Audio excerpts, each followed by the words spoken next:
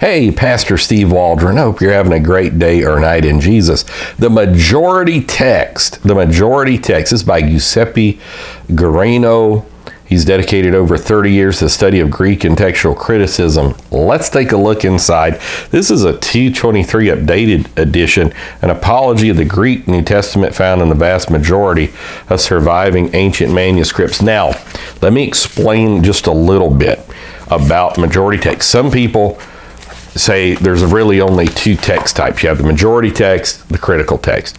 Some would call it the Byzantine text or the Textus Receptus. Some would call it the minority text or the Alexandrian text on the other side.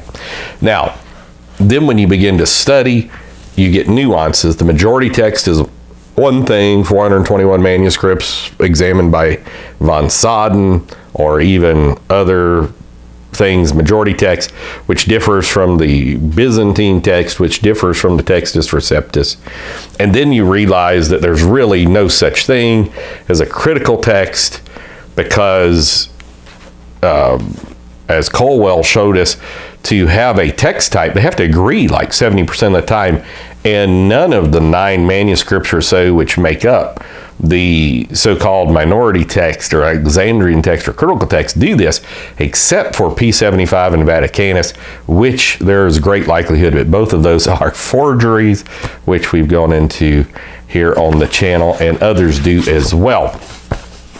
So, this book is dedicated to the memory of Angelo F. Solano. So you have to just know that sometimes people refer to the majority text, because I've been chastised, it's hilarious, kind of on the channel, like, you said majority text and you really meant the Byzantine text. Well, I'm talking about it in a certain context at that time. That certainly doesn't mean I'm not above making mistakes, because I do quite often. All right, so textual criticism of the Greek New Testament, variant readings and text types, critical editions of the Greek New Testament, the Neologian text, the majority text, examples of variant readings. Mark 16, 9 through 20 shows Witness Bible just totally eliminated, I think. John 7, 53 through 8, 11, I think they did that as well. But a lot of Greek texts do as well. Extra biblical and biblical textual criticism compared. Conclusion. Why Greek? Appendix 7Q5, which is going to be the Dead Sea Scrolls, New Testament in Greek before 68 AD. The divine name in the New Testament, which is interesting, fascinating. The Nomina Sacra, it's called. Westcott and Hort, their theory and text today, and then a wonderful bibliography in the back. So, Burgon, tons of Burgon, Otis Fuller, Hodges, Farstad. So this is about 139 pages before you get to the bibliography in the back, and just good stuff. You may want to get this in your study. So many people just take the majority view, which is the minority view. The majority view is the critical text, the Alexandrian text, not really doing the study. So often the narrative's just wrong, not just in this subject, but in so many subjects. And when you dig down, it's like, wow, maybe sometimes the exact opposite is true. So I do know a ton of things that I hear about the critical text is absolutely wrong. So textual criticism, majority text, I mean, the cutting edge research would say that even the critical text, since it's changing things, had to have an archetype that it was changing.